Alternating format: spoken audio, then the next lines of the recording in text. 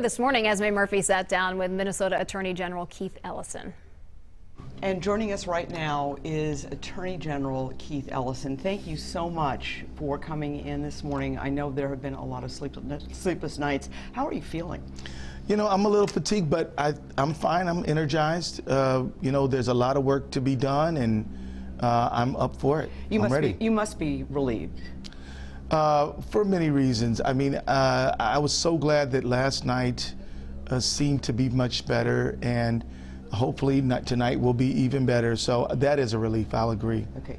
I know this isn't your wheelhouse, but do you have any idea why they didn't have that kind of show of force the night before? I mean, you had 3 nights ago, they burned down a precinct. Why not have that huge show of force the next night? Well, I'd be speculating if I were to offer an opinion. I will say this. I think Governor Walz wanted to give everybody as much opportunity as they could to sort of comply, and then when it became clear that this thing was just going up, he knew he had to be a little bit more forceful. But restraint was something that we were hoping for, but I would defer that to the Commissioner of Public Safety. He would speak on that much better than me. There have been so many of these incidents and so many protests around the country. This has been going on for a long time. This really feels different to me as a journalist. Does it feel different to you?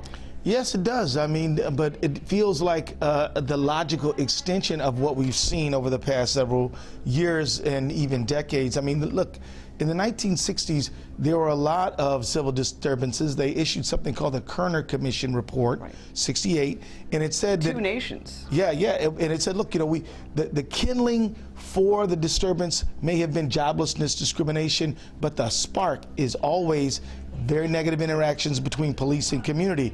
And it's still true.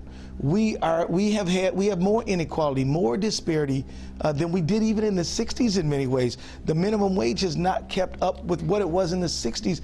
And so that the police interactions with the community are intense, and they have the potential to really be explosive. And we have to deal with it. Systemic change is what we've got to do right now. In terms of, you are obviously the Attorney General, the top law enforcement official in the state of Minnesota. You know how tough it is to prosecute police officers. People are demanding that the other 3 officers also be charged. I've talked to a lot of people, very smart people, who say that's going to be tough, especially for the 2 officers who were at the end still holding him down. What do you think? I think that anytime you prosecute the police, it's going to be difficult.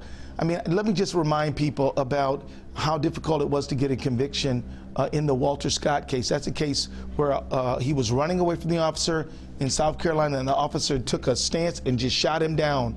That jury hung. In the Rodney King case, those people were acquitted. And there have been many other cases throughout. Prosecuting a police officer is not easy, even among the most culpable. People look at tape, they say, of course that person's clearly guilty. By the time it gets to trial, it's a different story. Highly skilled defense attorneys who are trying to break every single link. A lot of times jurors resolve all doubts in favor of the police. And so the prosecution has to make sure they have a very solid case. So I would say it will be difficult. It is possible, and it is just, and it is right to do so. What happens now to Minnesota? I'm a parent, you're a parent, right. But I'm not a parent of color. You have 4 young adult children, yep. Including 3 sons. Yep. What are your thoughts about that? Well, I fear for them every single day. You know, my son is a city council member. He's my city council member, and he is so earnest and so sincere about getting justice and having a better community. You know, we do what is our family tradition to do. We do service to the public. That's what we do. And that's all we can do. We don't know how to do anything else other than continually get up in the morning and try to make a positive contribution to our community. So that's what we're going to do.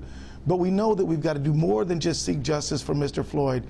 We've got to really dig into the systemic improvement of justice. I mean, I'll just say this to you. Here's a stat for you.